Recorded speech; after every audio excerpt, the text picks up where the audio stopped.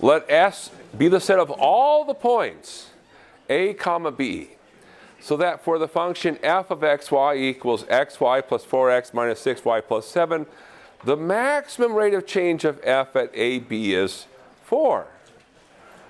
Then the graph of S, so the graph of S just means plot all the points S, is which of the following? And then we have a bunch of circles. All right, A, B, C, D, or E. Do we have an answer? D. Okay, a lot of people are saying D. That's good. Before we get into why that's good, let's think about what is this problem asking us? What's the tool that we need?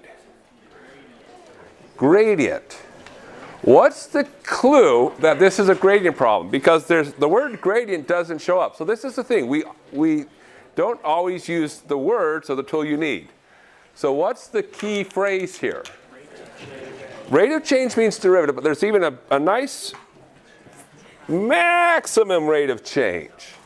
Maximum rate of change is tied to the norm of the gradient.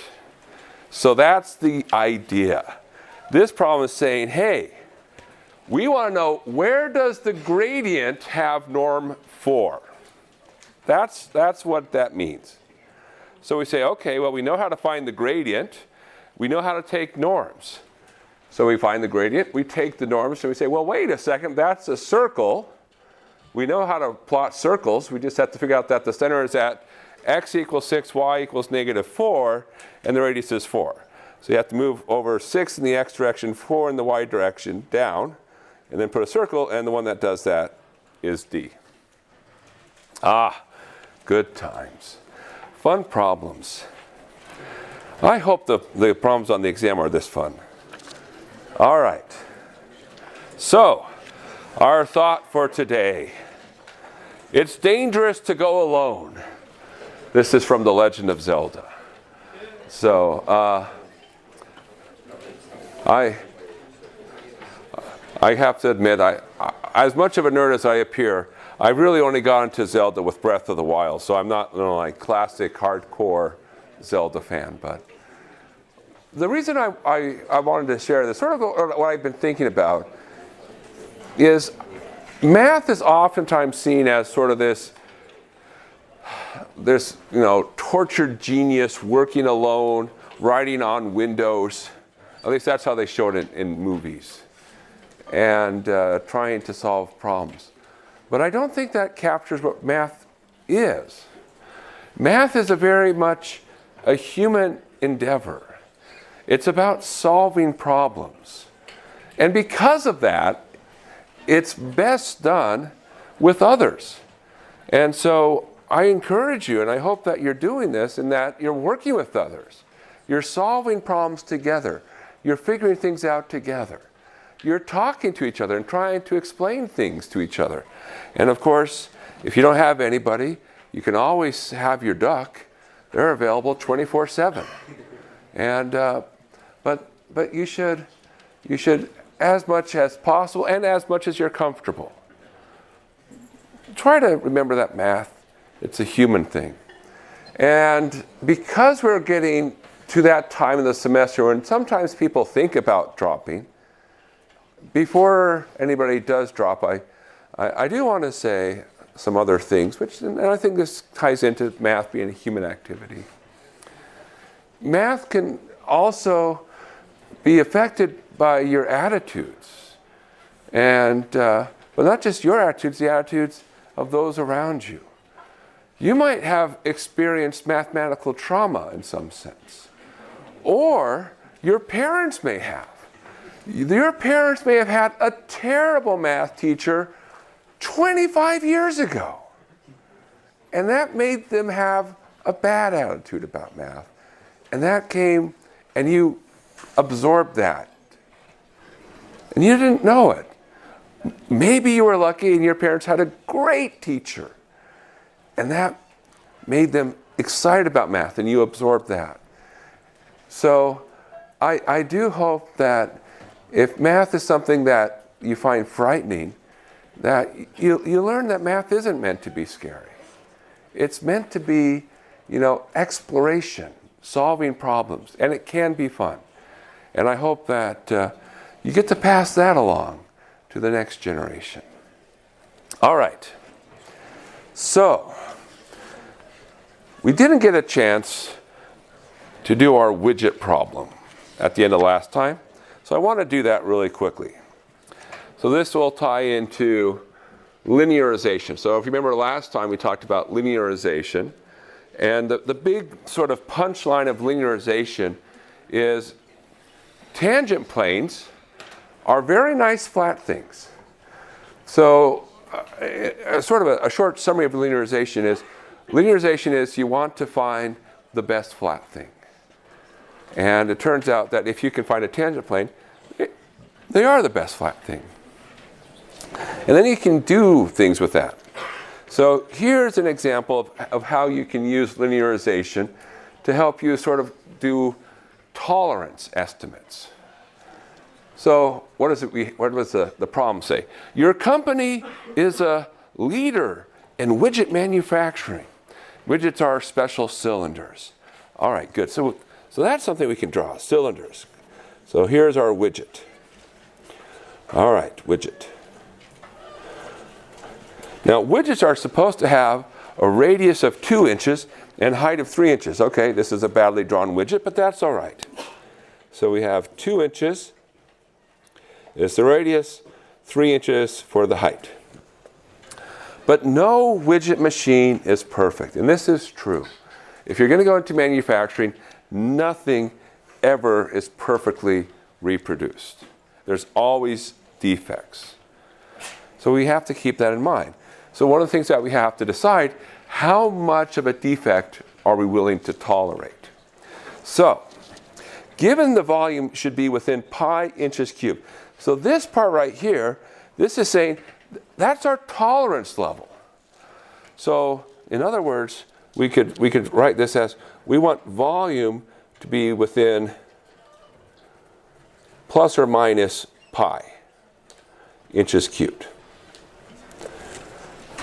And the height will be within 0.1 inches. So we say, okay, so we have already a tolerance for the height. So h, we want that within plus or minus 0.1 inches. Then we're asked to estimate how much we can let the radius vary. So now the real question is, what can we say about the radius? So r is within something inches. And the question is, what's in the box? That's what we have to figure out. Now, one good thing is this problem uses the word estimate. So that's nice. So, of course, you might say, well, that means we can just put in any number we want and we'll get credit, right? Because it doesn't say make a good estimate. I will say we mean a good estimate. But we're not after like an exact answer. We're after like, okay, let's try to figure out how we can get good estimates very quickly. Now, these are very simple things, but they demonstrate good ideas that can be used in complicated situations. So let's think about what's going on. So, do we have a formula for volume of a widget? Yeah. So volume is pi r squared h. So in particular, I can think of volume here as really it's a function of two variables. Volume is a function of r and h. So I can do things. Since I have a function of two variables, I can find a tangent plane. So I want to find the tangent plane, because tangent plane is just a fancy way of saying linearization. Or maybe I should say, maybe it's the other way around. Linearization is a fancy way of saying tangent plane. All right, so here's our idea. Let's look at the linearization for v of r comma h at the point where we're interested. The ideal widget has r equals 2, h equals 3. So linearization, of course, tangent plane, I keep saying that because if I say it often enough, you're going to be like, oh, these are the same thing. And then it won't scare you.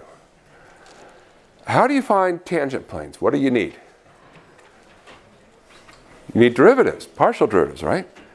Okay. So, we have our v. What's our v sub r? Derivative with respect to r. 2 pi rh. V sub h. Pi r squared. Now, these are generically, I can look at specific points. So v sub r at 2 comma 3, what does that turn out to be? Well, it's 2 pi times 2 times 3, which looks like 12 pi. V sub h would be pi times r squared, so that's 2 squared. That's 4 pi. So, we can say that the linearization says the following. V of r comma h is approximately, oh, there's one other thing we should have done. What is v of 2 comma 3? In other words, what's the ideal widget? So if you put in r equals 2, h equals 3, get pi, 2 squared times 3, which is 12 pi. So, our volume is approximately 12 pi.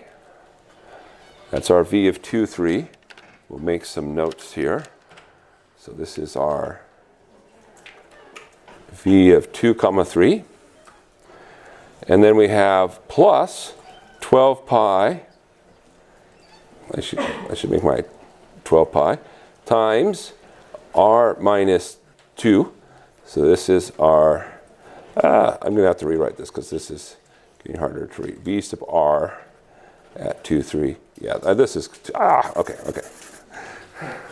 Well, let's write it so I can make it legible. All right, v of r comma h is approximately 12 pi. Where does this 12 pi come from? That's v at 2 comma 3.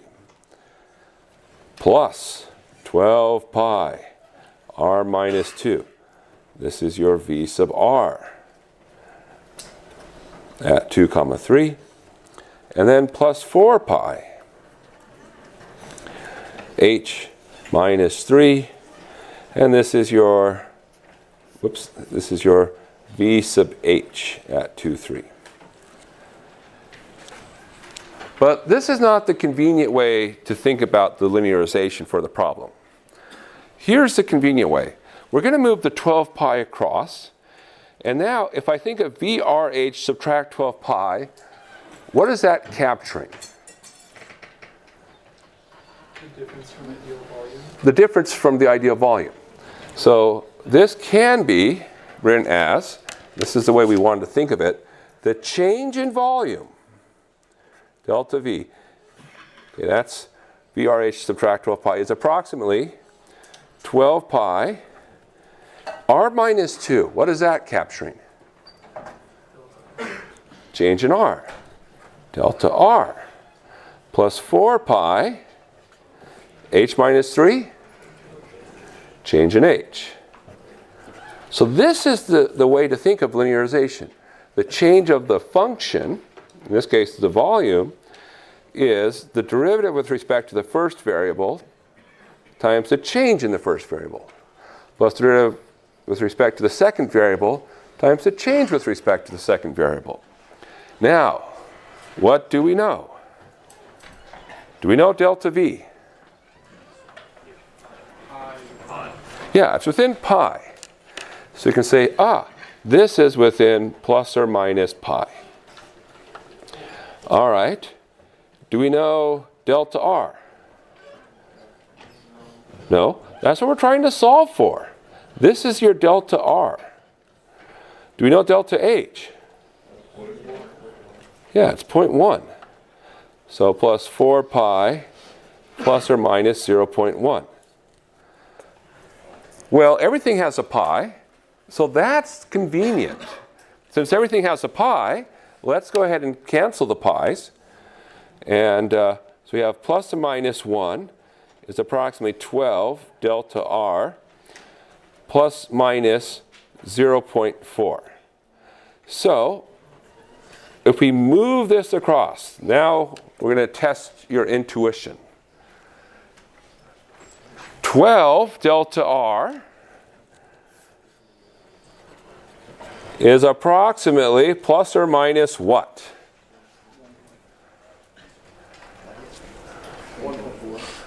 1.4. Why not 0.6?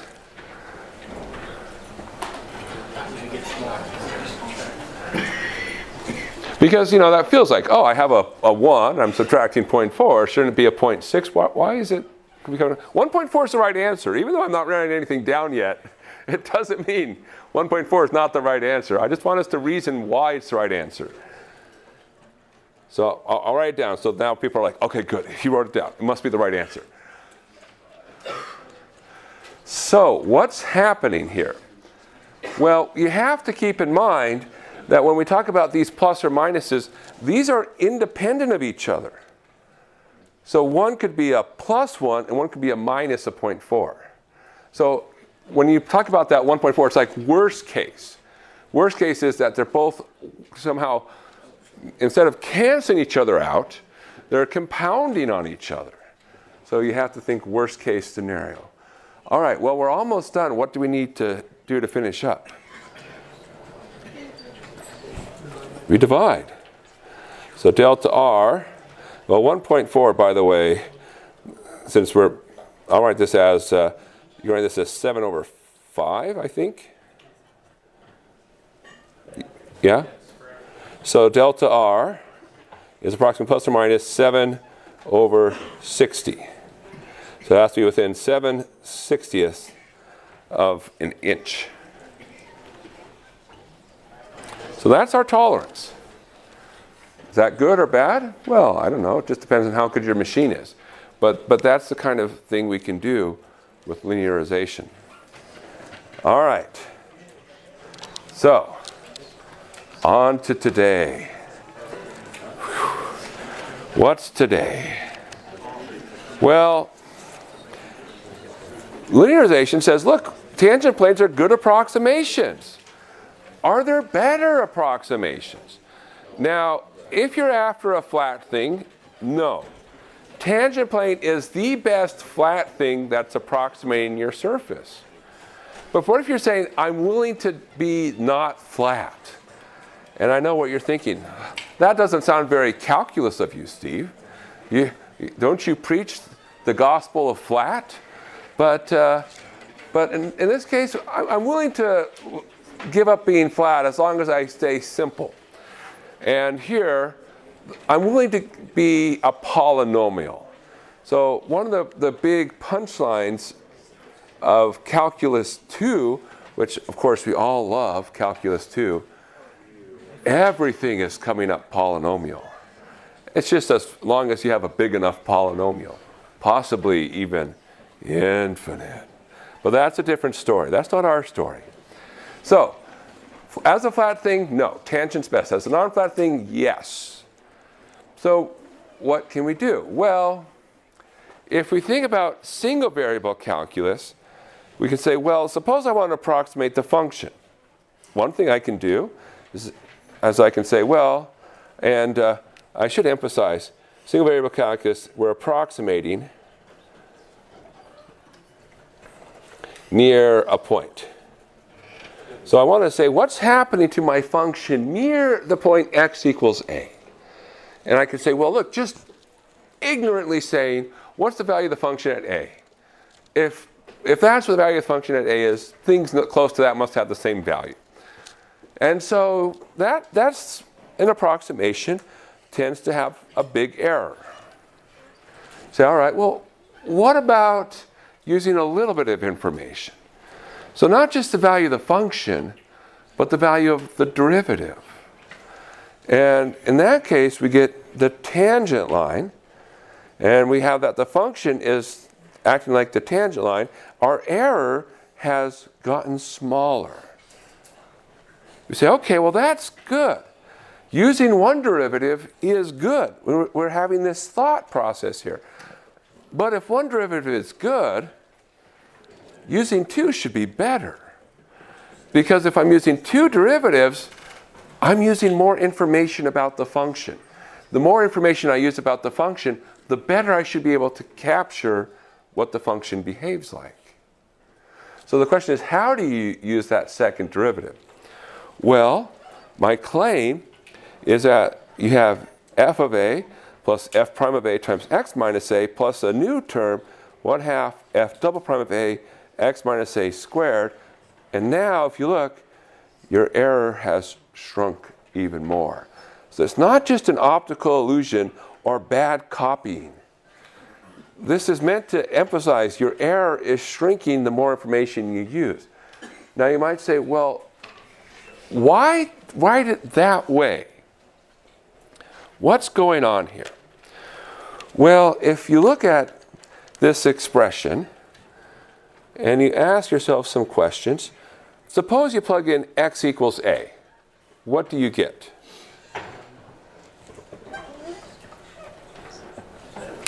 You get f of a, because these terms drop out. Now suppose you were to take this piece and you were to take the derivative. What would happen? Well, if you took the derivative of this piece, that would go away. You'd have f prime of a, and that would become 1. What happens to this part?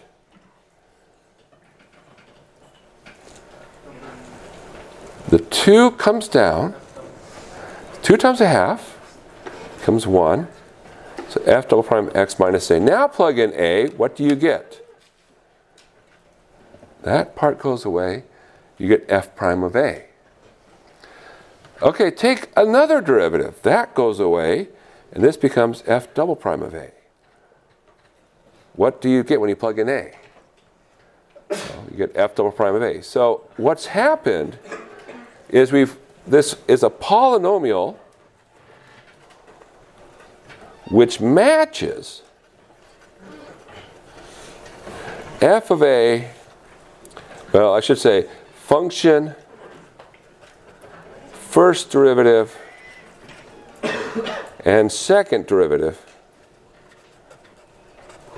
at x equals a.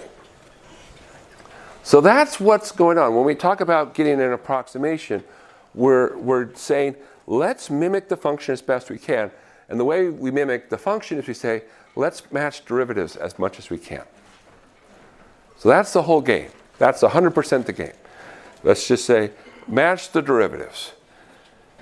When we only have a first derivative matching, we get the tangent line. We have the second derivative matching, we get this expression. We could go higher. We're not going to. So in Calc 2, we don't stop. Never stop, never stopping. This goes dot, dot, dot, dot, dot. We call it Taylor series. Here, we stop. Okay, so I should have paused. Any questions? All right. So now we have an idea. We're going to make a polynomial where we match the small derivatives. The more we match, the better the approximation. And we call these Taylor polynomials. So the idea of Taylor polynomials, we're matching derivatives. All right. So what does that look like? So if we're near the point a comma b, well, we have that there's a few parts. F of xy is, there's this f of ab, and that's matching what you might call the 0th order derivative. So in other words, we match what the function does at ab. All right. And then we take f sub x ab times x minus a, f sub y of ab times y minus b. This says, hey, we're going to match the first order derivatives. So that's another way to think of our tangent plane. Our tangent plane matches the value of the function plus the first order partial derivatives. And now we add a little bit more. we're going to match the second order partial derivatives. So we have, depending upon how you like to count, 4 or 3 of them. The reason I say 4 or 3 is there are 4 because there's just f, x, y, f, y, x. But those are going to be the same for nice functions. And we work with nice functions. So we have 1/2 the second derivative with respect to x at ab times x minus a squared. The reason why we have the half is the same reason as before. Because when we take a derivative, that 2 will come down. So we need something to compensate for the 2 which will come down. Similar way, we have the 1/2 fyy ab y minus b squared. Now for the mixed partial derivatives, there's no coefficient in front. We just say fxy ab x minus a y minus b. Now the reason there's no coefficient is when we bring down these exponents, they're going to come down as a 1 and a 1. So we don't need to worry about canceling for anything. And so that's the idea. Now you can write this in another way. And the hardest part about these problems is just making sure you have enough horizontal space to write stuff out. So let's find out if I'm going to make it. So we could also write this as saying f of xy is approximately f of ab plus f sub x ab delta x, because x minus a is delta x, f sub y of ab delta y, and then we have plus 1/2 fxx at ab delta x squared, fxy at ab delta x delta y, and I came close. 1/2 fyy at ab delta y squared. A few observations. The reason why this sort of emphasizes things is it really says, look, we care about what's happening nearby. When I look at these pieces here that I'm highlighting, what do these all have in common? FAB, FXAB, FYAB, FXXAB, FXYAB, FYYAB. What do they all have in common? They are numbers. So don't forget to evaluate. Because you don't want to throw in and say, oh, I'm trying to find this polynomial approximation. And there's like all these sines and cosines and exponentials floating around. No. You got to have numbers. Like e squared is fine. E to the x is not. So make sure you evaluate. So remember to evaluate. Now, another piece of advice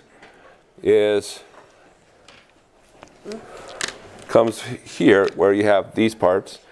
Now, you will often work at, a equals 0, b equals 0, but not always. And my advice for these terms is do not expand. Now, there's a couple of reasons for that. One reason is because if you expand, that's more work that usually you are never asked to do. And the more work that you do that's not asked for, the more likely errors come in. We have seen on multiple occasions, far too often than we'd like, people who have the right answer, and then they keep going. And then they don't have the right answer. And it's like, oh, if you'd only stopped, you'd have gotten full points. So don't expand because you could lose points. But more importantly, the reason you don't want to expand is what do we do with this information? We're trying to approximate the function. And usually what that means is we're going to be close to A and close to B. So we're going to think of these terms, these delta x's, these delta y's. They're going to be small. And so it's better to think of these as being small parts to play with. So in applications, it's easier. So that's another reason to not expand. So easier for doing applications. All right. So there's our theory for the day. I don't think there's much else in the way of theory until the end. Any questions before we get into practice? Yes? You said that for nice functions like f of xy is the same as f of yx. Uh-huh. Can you give us like an example where it wouldn't be? Not off the top of my head. Yeah, essentially what has to happen is if you have continuous partial derivatives at the second order partial derivatives, it's gonna be fine. So essentially what has to happen is that cannot be true. And we don't give you those functions. So you have to have something which somehow you can get to.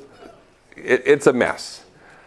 I'm not saying that they're impossible to write down, but it doesn't immediately jump out. So assume that they are the same.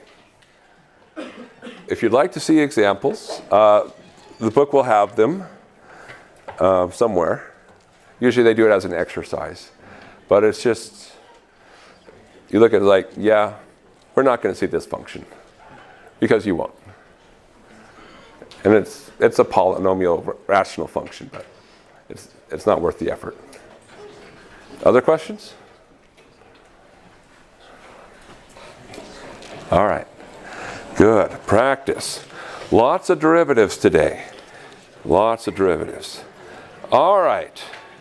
So we'll do this one together, I think. Yes.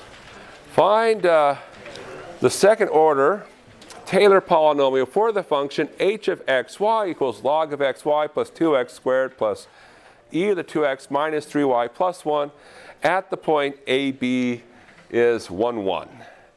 Okay. So, why do we like asking you these questions? Well, partly it's a good test of saying, do you know how to take partial derivatives? Because a lot of the work, the majority of the work, is taking partial derivatives. So we're going to take a bunch. So we'll start down. I'll recopy here. Now log of x times y. For convenience, I'll just split that up to say log x plus log y. I mean, might as well.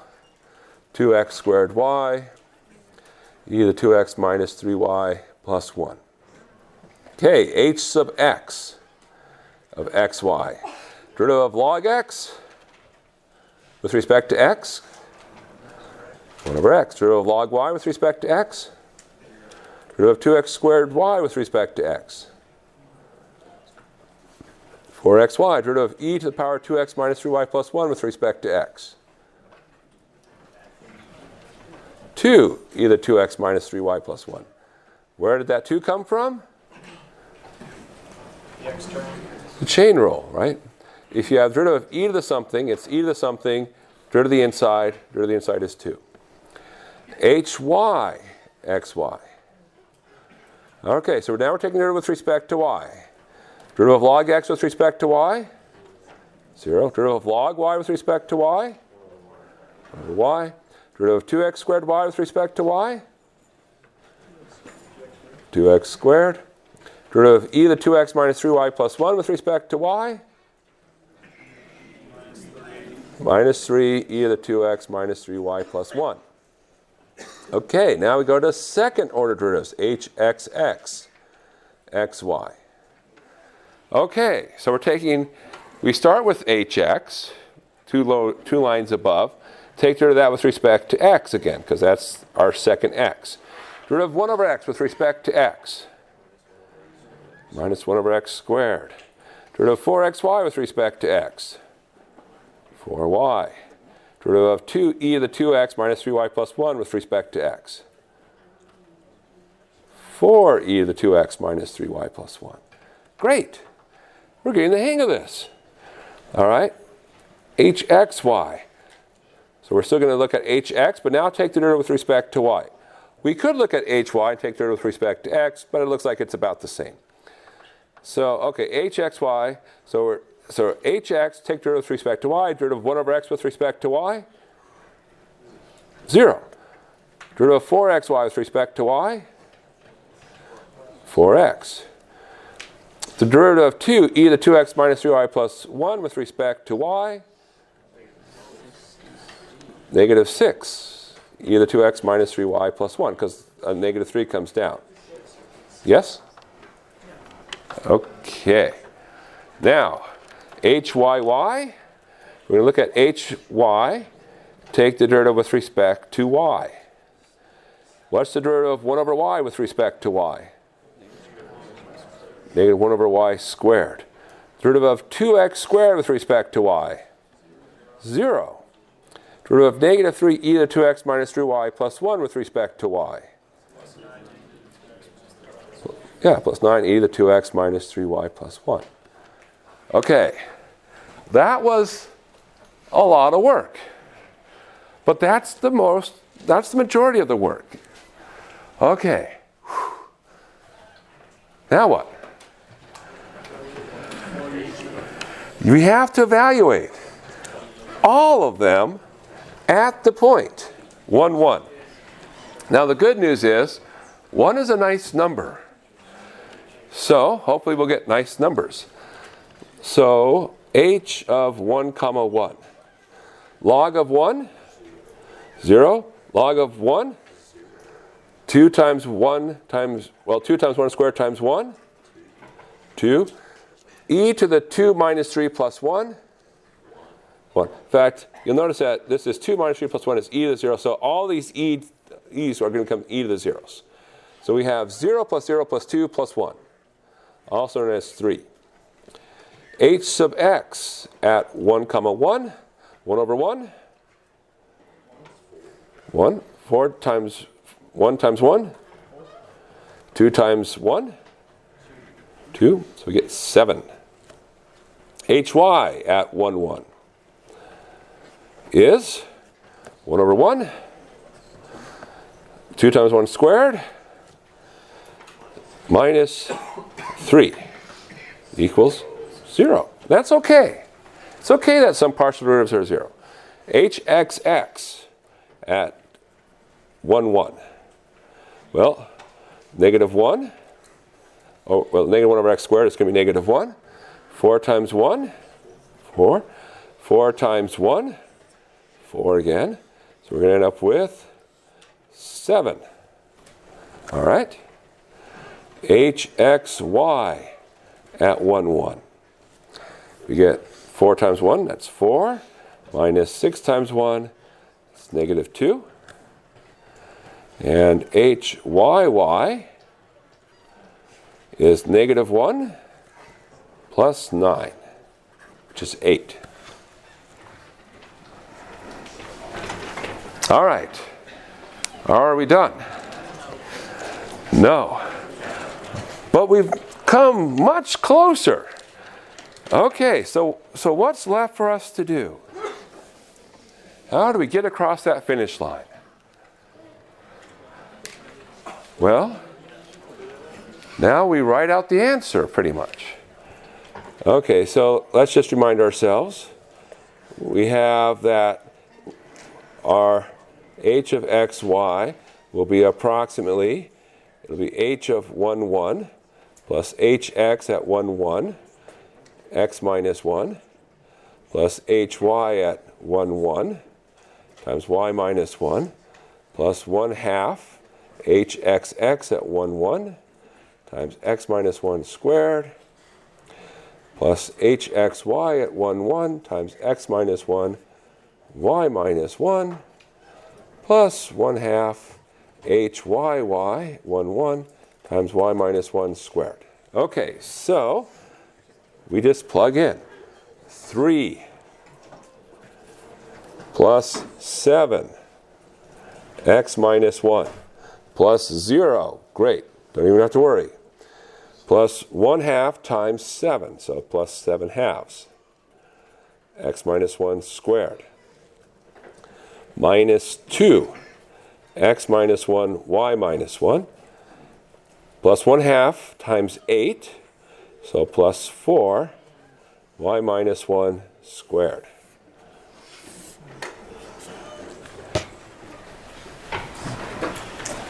And there we go. We found it. Wow. Why do you put 1 half before hxx and hyy? Sure.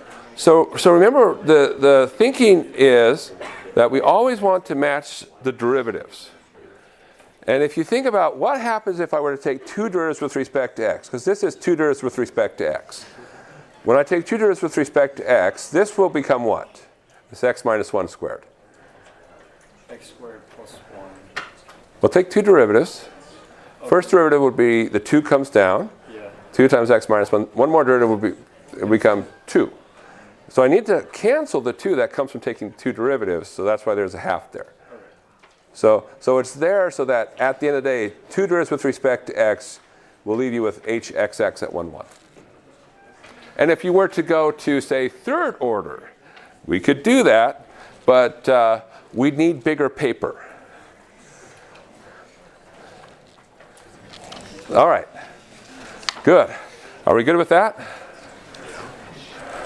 So, given that h of xy is log of xy plus 2x squared y plus e to the power 2x minus 3y plus 1, give some estimates for h of 1.02, 0.99.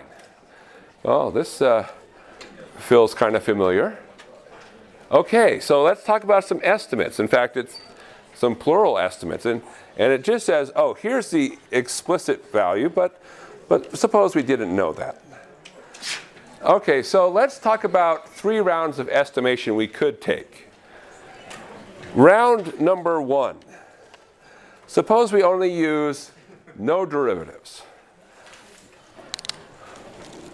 That says I just look at this piece. So if we just use up through the 0th derivative,